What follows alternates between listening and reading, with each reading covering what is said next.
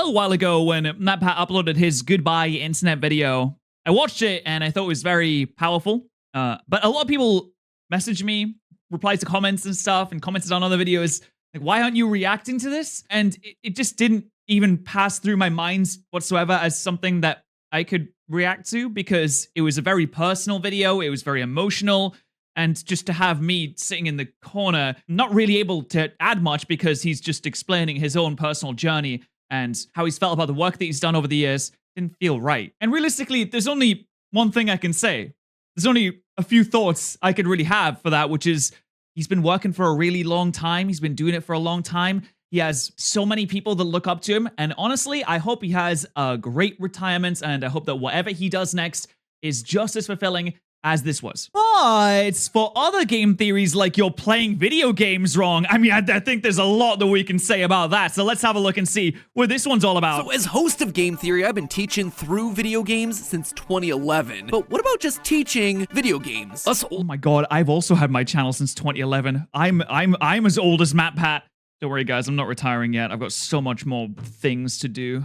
I've just got so many more starter Pokemon to pick. Older gamers were fortunate enough to start playing games when the barrier to entry was much lower than it is today. As I personally grew up, the games and their controls just grew naturally up a Honestly, the GameCube controller, very underrated controller. The N64 controller, abysmal controller. Why did they do this? Why would they do this to children? with me. My first system was my dad's NES, which meant all I had to wrap my head around were 2 buttons and 4 directions. If you were to drop a PlayStation 5 controller into the lap of a kid from the 80s and then ask him to play the newest Call of Duty, I guarantee their brain would melt. You have It'd have an aneurysm. Buttons, 2 triggers for each finger, 2 control sticks, a directional pad, a touchpad, and oh yeah, if you push in those sticks, they do something else too. It is no wonder they're This is why old people can't play video games, if you're wondering, by the way. I know something as simple as a controller feels easy when you pick it up and you put it in your hands. It molds around your fingers and you're like, oh yeah, of course I can do this. But an old person, when they approach this for the first time and they try to angle, they try to turn around, they try to move, they can't use 2 joysticks at the same time. That's way too much brain power. They've not been molded to do that yet. They don't know what these buttons are. They don't know what button to press. They don't know what the triggers do. Well, you can press the joystick to. What's that all about? There's more and more online discussion happening right now about what gaming is like for non-gamers. But oh, I love those videos too. They're very good. it's not just the controls they have to contend with here. If I were to ask you, what's the first game that you would likely give someone looking to learn video games, what would you say? Oh man, the first game? It might be a puzzle game. Maybe like Tetris? Most people immediately jump to Mario, but have you actually... No, I don't think so. There's way too much going on in Mario. You have to move, and you have to jump, and you have to get items, you have to get coins, there's enemies on the screen, it's too complicated. Thought about how complicated even a game as simple as the original Mario is? Sure, the we're the same. Me and him, we're on the same wavelength, MatPat. button's used for running, but only if you hold it down. And good luck getting over Dude, I forgot about the B button. That opens a whole new can of worms, too. those jumps if you're not running and hitting the jump button at the same time. So already we're hitting 2 buttons simultaneously. If that wasn't complicated enough, what about when Mario collects a fire flower? Suddenly that B button is also now used to throw fireballs. Even Yeah, exactly. The B button doing multiple things. Like, why did they put the same button to do multiple things? And then they won't be able to do how the sprint run. Once they use the fire flower, they won't remember to do it again because they'll too busy be focused on moving and maybe jump into... If you're lucky, you might be able to get an old person to move and jump at the same time. the way you kill enemies, you have to hop on their heads, which requires control and aim and timing. And if you miss, well, too bad for you. You get hit and you're sent back to the beginning of the stage. There's no easy way to regain that power-up. There's no easy way to recover your health. And again, this is just talking about the first Mario, the simplest and most basic of any of them. In short, learning games, it's hard. Much harder than most of us realize. And there are so many smaller steps in the process that didn't occur to me until recently when I slowly started introducing Ollie to the world of games.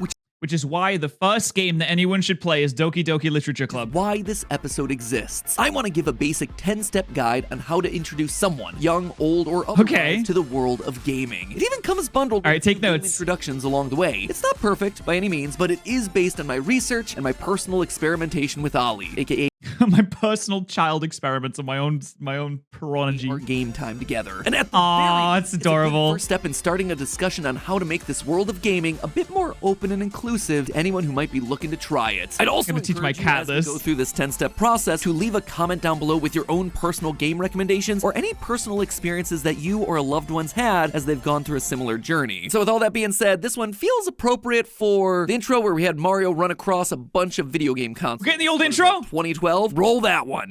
We're getting the old intro! Damn, it's been a while.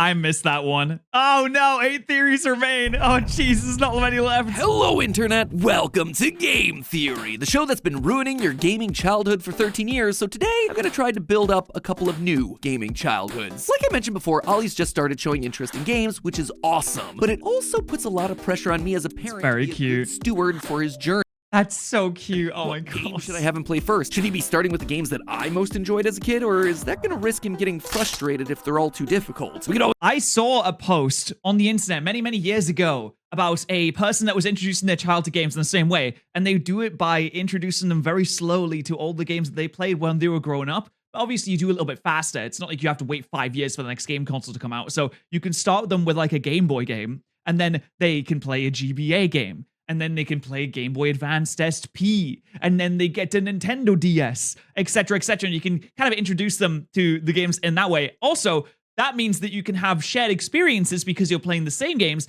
and they get to appreciate how things have gotten better rather than just playing Angry Birds on mobile. No one plays Angry Birds on mobile. No one even does that anymore. Subway Surfers.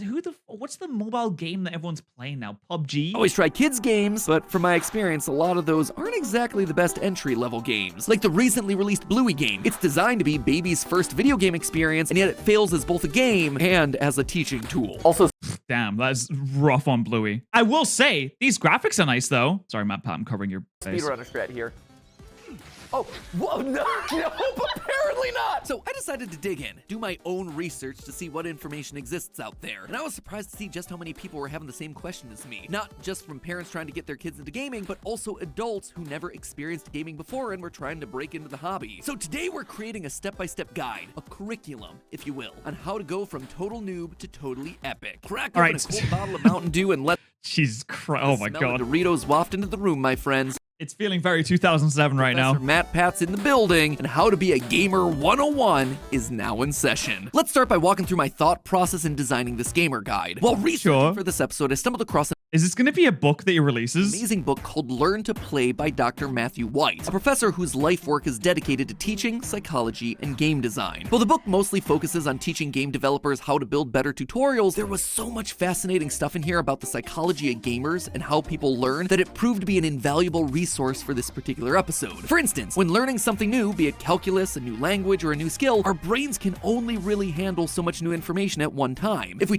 This is true. I am trying to learn a new language right now, and if there's too many words, everything overflow and don't make any sense. But if you introduce 5 new words a day and you just really focus on nailing down those 5 new words, it becomes easier. Over the period of a long period of time, how would you apply that to games though? Because there's a lot going on in games, more so than you might think if you played them for a while. There's the graphics, there's the features, there's the buttons, there's the actions, there's the story, there's the characters. There's so many things that happen. It can very much feel overwhelming to a lot of people, I'd imagine. Too much new information at once, our brains reach what's known as cognitive overload. When you reach And you that retain point, none of it. almost no new information is ever going to transfer over from your short-term memory to your long-term memory. Which is why cramming for an exam doesn't actually work in terms of actually learning the material that you might truly need to know. This is the exact reason that scientists don't recommend cramming for a test. Oh my god, people are gonna people are gonna say it's pre-watched. Me and Matt Power in the same wavelength. Oh my god. Now people are gonna say it's pre-watched. Some small bits of information may stick around in the short term, but long term, those memories are going to be wiped clean from your brain the moment that you're done with your test. Therefore, in building our gamer guide, we're going to want to start off with the simplest possible games and then slowly mix in more and more complexity. Kaizo? Well, let me tell you about Emerald Kaizo, guys. Pokemon Kaizo Ironmon is... I'm sorry. I just play a lot of Kaizo Ironmon. I play way too much Kaizo Ironmon. It's a problem. I mean, you have to learn to crawl before you can stand, and stand before you can walk, and walk before you can run. So without any further ado, it's time to get into the list. Level 1, touch and motion controls. Kicking off our 10-step video game journey, we're gonna start with the simplest controller setup possible, no controller at all. I'm talking about touch screens and motion controls. You see, yes, that's why the Wii was so good at bringing families together, because everyone can wave a stick at a screen. Everyone knows how to do that. If you want to hit a tennis ball, you just do that. Just do that. Like you would do in real life. That's why grandma liked the Wii so much. That's why we can do boxing, because it's just this, like you would do normally. It's so intuitive. The first hurdle that any new gamer is going to have to overcome in building a relationship with gaming is abstraction. The idea that your actions over here in the real world are affecting things over there in the digital world. A controller or keyboard with arbitrary, meaningless buttons, it's very disconnected with what I see happening on a screen. But motion controls help bridge that gap. If I swing my arm and I suddenly see a sword swinging on screen, or if I throw a punch and see the character attack in a similar way, that makes intuitive sense to me and my body.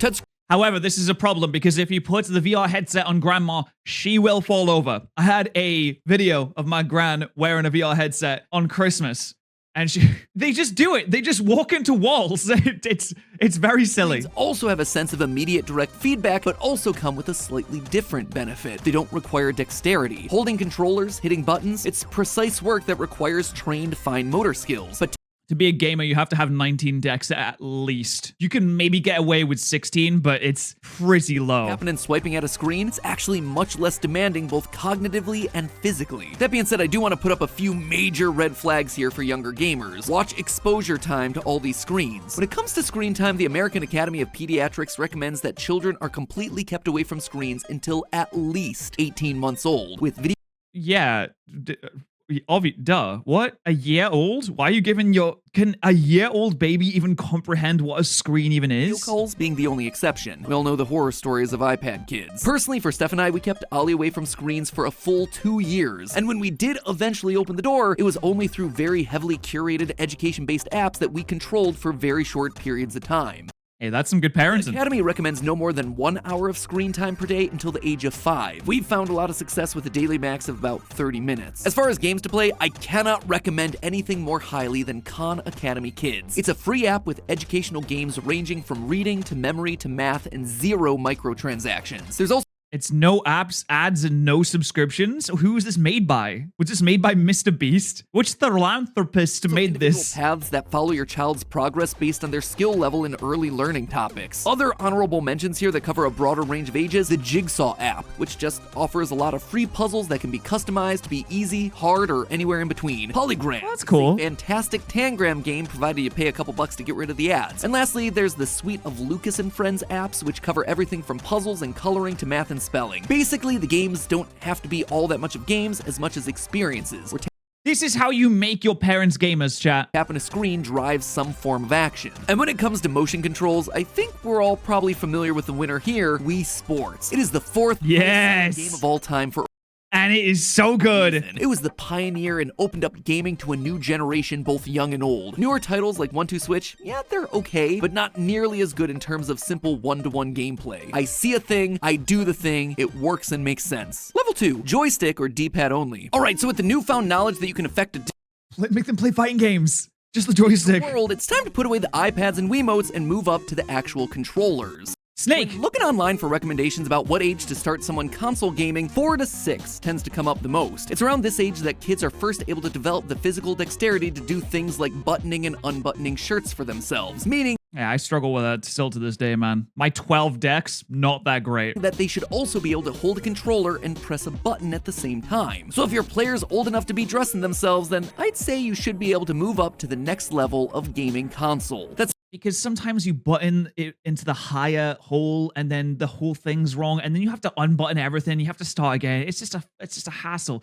Why not just put on a t-shirt instead? You know? Most of today's controllers are going to be way too much for a new gamer protege to start off with. So it's important that we strip away all of those bells and whistles and just start with a single joystick or D-pad. No buttons. This part of the process is all about mastering how to move in a virtual space. So let's get them comfortable with the idea of controlling a character on screen with a physical stick. When it came to reaching this milestone in our house, we found a lot of success with the Super Monkey Ball series. Kids are already used to— Oh, yes, they are great. Aren't they really really hard though? Balls and aiming things into goal, so the concept literally needs no explanation. Add to that a complete lack of dialogue and cute monkey characters, and you've got yourself a winning formula. Of all the titles in the franchise, I highly recommend Super Monkey Ball 3D for the 3DS because it's That's true. There are 3 dimensions in that one. forgiving. Later Monkey Ball titles have the difficulty ramp up fairly quickly, but in Super Monkey Ball 3D, there are guardrails in place throughout almost the entire game, helping Oh, it's like bowling, but in the virtual world. ensure that your new gamer is able to experience a lot of success quickly with minimal amounts of frustration. And that's going to be a nice segue to the next major hurdle. And they're using tilt controls, aren't they? Frustration, adding a button. Level 3, Oh, dude, a button? That's a lot. joystick I don't know if I plus one can. button with only one function, 2D, no lose state. All right, next up, Dude, this is really on the specific. journey, it's time to bring in that first button, which might not seem like a big deal to us, but it is to a new gamer. Moving while jumping or attacking, that is a big milestone. I cannot tell you Is that Hideo the Kojima? amount of times that I've watched kids die on that first Goomba in the original Mario. To us, it seems super easy, right? But Yes, dumb kids, fucking idiot kids. Why would they run into the Goomba, you stupid morons? Why would they do to that? most early gamers, that thing might as well be a final boss. To jump over it, you need timing, precision, and worst of all, multiple buttons. And And there's like a brick above, so it's like hard to get on it exactly. You could just hit off the brick and then you die. Listen, Mario is the Dark Souls of Mario. nothing can kill your enthusiasm for playing a game quite like hitting a wall, or in this case, a slow-moving Goomba. Which is why we not only need a one-button 2D game here, but also one with no fail state. This is a huge skill jump, which means that we need a safe space to explore and play without the game punishing us for making mistakes. Now, A safe space? What do you mean those woke libs are in my game? They need their safe space of their video games? admittedly, licensed games tend not to be the best, but Paw Patrol on a Roll is a perfect example for this step of the learning process. It is literally a 2D side-scroller where you practice platforming. Sure, there are collectible bones and medallions floating around to encourage you to search, but nothing is mandatory for completion. And most importantly of all, there are no enemies to hit or pits to fall into. It is purely No, most importantly of all, you play as a dog, which will make the kid like dogs a more. game about you versus the platforms as you get familiar with moving throughout a 2D virtual space. Best of all the dialogue in the game is spoken, which makes it perfect for any young gamer who's still learning to read. There are a couple of moments where you have to push another button for a special event, but these moments aren't time sensitive, so it's already starting to build an awareness of the wider controller with zero pressure. There's 3 buttons on that! Pat, we're moving too Level fast. Number 4, joystick with one button and only one function, 3-dimensional, no lose state. Having mastered This is very moving through a specific. 2-dimensional space makes sense to upgrade to moving through a 3-dimensional space. Same rules apply here. You're looking for something where This is when you start playing Bloodborne, right? one button does one thing and one thing only, and no fail state. And once again, Ryder and the gang knock it out of the park with their licensed game, Paw Patrol Mighty Pups Save Adventure Bay. It is I've always said that Paw Patrol Mighty Pups Save Adventure Bay was the Bloodborne of dogs. the exact same concept as the 2D game, but now in 3 dimensions with a fixed camera. This opens the new challenges of up and down controls as well as gauging jump distances. Just from the opening level alone, you can see how it's step-by-step training gamers how to leap over things like nets and run up and down ramps. Now again, obviously not every new gamer is going to be super excited to save Adventure Bay of all places. I wouldn't expect that. But again, I use this as a great Mom, I want to kill the Covenant with Master Chief. No, honey, you have to save Adventure Bay first with the pups. follow when looking for a game to use with your gamer. Something welcoming where the focus is purely on movement and getting to an end goal. Level 5, joystick plus one button with only one function, 2D lose states. All right, No, they can lose so now? now that we've conquered the Oh, we're cranking it up. obstacle of moving and jumping in both 2D and 3D spaces, we can now start mixing in real obstacles and enemies. You know, the thing This is like a genuinely good guide. Like, I can tell that he really felt passionate about this because this isn't the particular thing that would get a lot of views. It's not like it's Five Nights at Friendo theory number 700,302. We're like, oh no, what's Mickey gonna Freddy next? Like, it's not gotten a ban. Actually, the video is doing really well. I would imagine the video is doing very well because this is a very rewatchable video. This is something that a lot of people will come back to when they have kids from a certain point of nostalgia from, oh, I remember when Pat made that video because he was about to leave. So it will stick in people's minds more and then people will return to it. So this is going to be something that builds up over time quite a bit. things that are meant to impede our progress. Now remember, And also, you can send this to a friend that you have that has just had kids, even if they don't watch Pat or anything like that. Be like, hey, you want to get your kid into games at some point? Like, this is a really good guide on how to do it. It's 20 minutes. It's very consumable. It's very nice to look at. I think he's doing a really good job with Remember this. what I mentioned earlier about Mario. We want a game where one button does one thing, and that thing should stay consistent pretty much the entire time. Essentially, we're looking for a game that's purely about running and jumping, but now with a few more obstacles.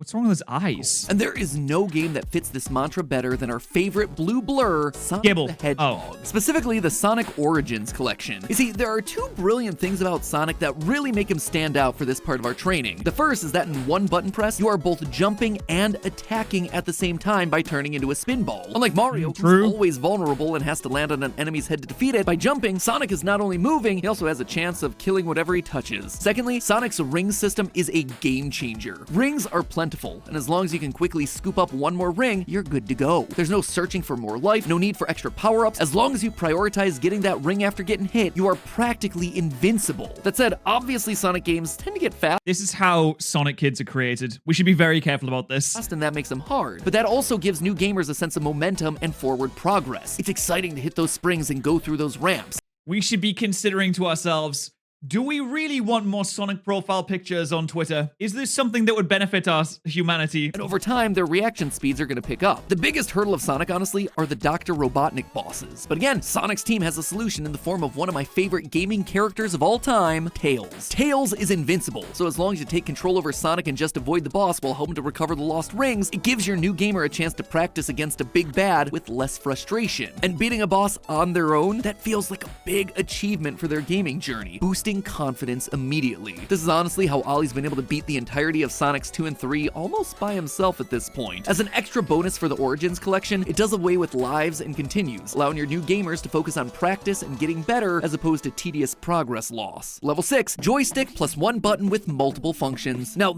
Oh shit! Is this where we put the Mario in? This is where we introduce them to the main man himself. this is the phase of the journey where we're currently at, and it's here that we face an important choice. Do we add another button, or do we add in multiple functions for our one button? According to studies done on individuals with limited mobility, multi-use one-button controls tend to yield better results, so that's what we're going to be focusing on. For that, we're going to move on to everyone's favorite racing game, Mario Kart 8 Deluxe. Now, Yes! Because we never need another racing game. As Nintendo once said, fuck that, we're never gonna make another one in our lives. You want infinite tracks? We can give you infinite tracks. Mario Kart 9, don't even know what that means. immediately, this one should be ringing some alarm bells. One look at the control scheme for Mario Kart and you realize it's gonna take more than one button. There's acceleration, braking, drifting, steering, and well, yeah, Well, to be fair, if you're on the really slow tracks, you don't need braking and you don't need drifting. You just need acceleration, and then you can kind of just bump into things. You're not doing Rainbow Road with your 5-year-olds right off the bat, are you? You're going to be doing the easy ones with the cows. the base settings in Mario Kart force you to do all those things by yourself. Mario Kart 8 added accessibility settings, allowing new players to enjoy the game with the auto accelerate feature. This allows new players to solely focus on steering the car and throwing items. Considering different items do different things, this all helps build in that strategic aspect of using resources at the optimal time that comes up in a whole host of other games. One of the other things that I love about Mario Kart as a game for this particular part of the player journey is that you can very precisely dial in the difficulty both through track selection and by adjusting the CC level. And the rubber band Baby Park, baby! AI in the game, which scales to your performance, ensures that any new gamer is never truly out of a race getting lapped. Again, Come on, son, who wants to go to Baby Park again? and limiting their frustration and humiliation and last place finishes. Level 7, joystick plus 2 buttons, only one at a time. Finally, we're getting to the level of the original Nintendo Entertainment System from way back in the 1980s. It is This is where we play here Bloodborne. that we introduce the B button. Yep, it only took us 7 steps. And again, because this is yet another big leap, we want to focus on the games that only require the player to press each button one at a time. While you or I may be able to handle holding the B button to run while using the other half of our thumb to press the A button, a new game My question to MatPat is, if we're creating this very, very safe and easy guide for people to get into video games very easily that builds up in the difficulty in easy ways, how are we going to get the gamer rage? Because when I was 5-year-old, when I was 8-year-old, I was playing some games. I had absolutely no business being in the general vicinity of these games. I was getting my socks absolutely rocked off. I was getting my head pushed in by every single enemy. And I was screaming and I was raging and I was so mad. When are we going to get the authentic experience of true gamer rage, which is vital to video game playing? gamer, they won't have that dexterity yet. Instead, they need a slower paced game with lots of built-in time to focus on where the buttons are and how to switch between them. For that, there are 2 great routes here. Option 1, most top-down Legend of Zelda games. These games allow Oh, no, not Oracle of Seasons. No, not Oracle of Ages. Oh my god, I played that game when I was young. I hadn't got a fucking clue what was going on. I had no idea what was going on the whole time. Dude, those games are too hard for a 5-year-old. I never made any progress on Oracle of Ages. The thing is so complicated. See the enemies around you and choose whether or not you're going to engage, which allows gamers to proceed at their own pace. Additionally, in many of these, your sword is permanently mapped onto one button, while the other rotates in function based on the item you have equipped. The original Zelda is obviously the simplest, and it has the benefit of not requiring a lot of reading skill to complete, but also, it's one of the more challenging entries. From my perspective, A Link to the Past is a personal favorite, where they refined the top-down formula perfectly, but didn't start adding in a lot of bells and whistles like in later games. And even if you can't get through the entire quest, just taking the time to roam around, slash at the bushes, destroy some pots. How are you going to convince a child to play A Legend of Zelda: A Link to the Past after they played Mario Kart with its colors and bells and whistles and nice graphics? How are you going to be like, all right, now play this one. It looks much worse. It's rewarding enough. Speaking of pots, the other route to go here is Overcooked. If you somehow haven't seen this game before, it's a co-op cooking game where you and up to 3 friends are chefs at a restaurant, and you need to cook together to prepare the ingredients, cook the food, and serve hungry customers. This game will teach your child how to burn your house down. It starts off pretty easy, but as you go on, the levels start to get more frantic. But notably, the controls are as simple as one button to chop and throw, and another to pick up and drop things. The cooperative nature of the game also helps to improve communication skills. And as a last bonus, if your new gamer is struggling with the orders, you can always take on more of the workload yourself so you can make progress while everyone feels like they're helping. Also, just as an honorable mention here, we have Pokemon. You see, there's one major thing to consider when we start introducing kids to games, especially RPGs, and that's reading. Everyone's going to be different when it comes to their reading ability. If your new gamer is one of those kids who burns through chapter books like there's no tomorrow, then this might not be that big of an issue. But generally speaking, it's not until ages 7 or 8 that children get a high enough reading level to reach basic literacy. And when it comes to reading to learn new skills or gain information, you know, the kind of stuff that you get in an RPG, that doesn't normally develop until the age of at least 9. But dude, there's so much information you have to read in Pokemon, especially the newer ones. There's just leagues and chapters of text that people are just going to skip through. I remember I tried to get my younger brother into Pokemon when he was growing up because he's 10 years younger than me. So I was like, okay, hey, like I played like these games. Do you like these games now? And he would just skip the text. You just skip the text all the time. And I was like, you need to read it. And he would ask me questions about things. And I'd be like, did you read it? And you were like, no. So kids, they're not going to read that. I promise you, they're not going to read it. If you're there, Pokemon is perfect. Simple menuing, cute characters, and a basic button layout that makes this the ideal gamer's first RPG. Level 8, joystick plus 2 buttons, 2 at a time. Now comes step 8, where we're going to add in the need to press and hold multiple buttons at the same time. And I still struggle with this. guess what we're finally ready for, friends? Super Mario Brothers. Yeah, I am just as shocked that Mario is so late on this journey as you are. But as I mentioned earlier, not only are the buttons doing different things depending on what power-up Mario has, but straddling multiple buttons at once to make precise jumps, that requires advanced dexterity and spatial awareness that only follows all the other skills that we've built up so far. Level 9, joystick and 3 or more buttons, no camera control. Loyal theorists. Dude, we're going to get to camera control soon. That is the hardest part. Just panning a camera is more complicated to a non-gamer than you might think. We're in the home stretch. We've done 1 button. We've done 2 buttons. Obviously, it's time to add a 3rd and more. But more importantly than all of that, at this point, we have to stay aware of camera control. You see, adding the 2nd stick into the mix to control the camera is the last major control hurdle that we're going to have to overcome. And it is a doozy. Seems like the vast majority of games today, especially your big AAA Avowed shooters and third-person action games, require you to be able to metaphorically walk and chew gum at the same time. Having your thumbs control both your player and the camera simultaneously is one thing, but with every change you make with the camera on your right thumb, it significantly changes the way that your character moves with your left thumb. It is essentially like controlling 2 different characters at the same time. In fact, Mario 64, the first truly successful 3D platformer, literally made the camera its own character, Lakitu, to help bridge the idea in players' minds that these games were going to require new skills. There are plenty of gamers out there who really stopped playing newer games due to not being able to wrap their heads around the new camera controls. When I was in high school, when this first came out, like, I remember they got a clip from Game Grumps. That's so sweet.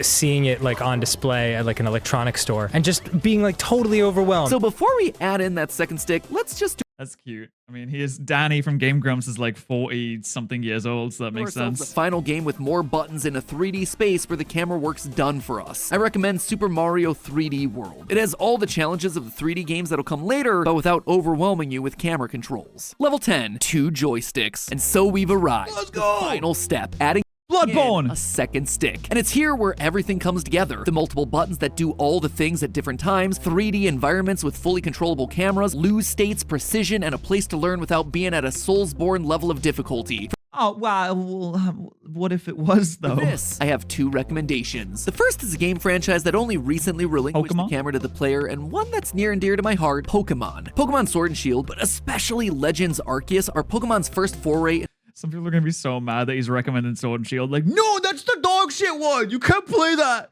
That's the really bad one. You're going to ruin it for your kids. The world of 3D. And Legends Arceus is great, though. Legends Arceus is so far and away different to usual Pokemon games. I don't know if it's more easy for a person to play. I mean, Let's Go Pikachu and Eevee are, like, I would say, like, the most kid-friendly ones, most likely, or maybe some of the earlier ones. But at the same time, it doesn't have a camera that you can control separately. Camera controls, and as a result, they've made it as accessible as possible. For something that's a bit more intensive, though, we have Super Mario Odyssey. Is Super Mario Odyssey the hardest game that ever existed? No. In fact, the platforming is much more forgiving than past titles like 64 and Galaxy. But you see, that's entirely the point. Our goal here isn't to go from zero to hero. Our goal is to give new players a taste of what makes gaming so fun without bogging them down with years of assumed knowledge that us experienced gamers just know intuitively. And then with that solid baseline, everything from there just ramps on up. The speed of play, What's that kid doing? the intricacy of the control. What? Wait. Look at that other kid. This is so funny. I know this is like stock footage. This is so funny. What a game is this kid playing? The intricacy of the controls, it just gets harder. What are you doing? The complexity of the movement, the platforms get smaller, whatever. And so there you have it, folks. Your 10-step guide to get someone started. That kid needs the map pack guide to gaming. The wonderful world of video games. A few quick final thoughts as we wrap things up. First and foremost, be patient. This is learning, and like any learning, it's gonna take time. There's gonna be forward progress, but there's also gonna be steps backward as well. It's also worth noting that if one game doesn't click, just try a different one. If you're struggling to find recommendations for games to play, commonsensemedia.org and familygamingdatabase.com both have great tools that allow you to search for games on the consoles you have based on things like age, genre, and even the You'd think that someone that watches game theory would also understand intuitively what games are appropriate for children and what games aren't appropriate, because they are. If you watch game theory on YouTube, you're deep in the source. You're well deep in it. You're like 5 levels deep into the source already. But I think this is going to be a great video for the future. This is a great video to send to people's friends who have just had kids and they want to get into gaming. I think it's a fantastic video. And I think this is like a legacy video. This is something that you remember for a long time because it's something that will genuinely help people for many, many years to come. And it's not just, oh my God, does Luigi have a Magnum dong? Or do you use code Patterrz at Gamer Subs, which you should, to get caffeine or caffeine-free beverages less than $1 per serving, absolutely delectable with international shipping. Only a few game theories left.